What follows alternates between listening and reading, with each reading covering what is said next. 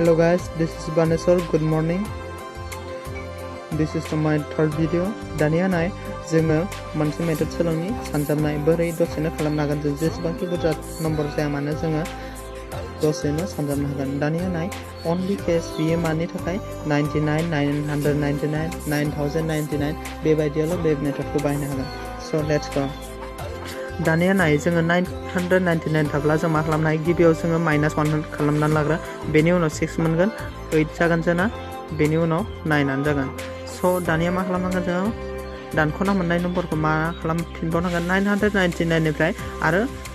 986 खौ दानख'नांगोन अब्ला जों मा मोनगोन 986 खौ लिरना लाग्रा बेनि उनाव 9 निफ्राय 9 थांबा जोंना मा 0 9 निफ्राय 8 थांबाथाय जोंना मा 1 दानिया 9 निफ्राय 6 थांबाथाय जोंना मा 3 स बेनो एन्सारा दानिया नाय नैबे गुबुन मोनसे क्वेश्चन जोंना दानिया जों बेखौ मा खालामनांगोन 1 खालामनांगोन अब्लाना जों 21 मोनगोन दानिया मा खालामनांगोन जों बे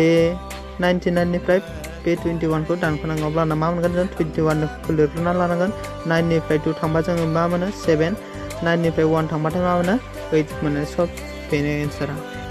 बे जोंना गुबुन मोनसे क्वेश्चन दानिया नाय जोङो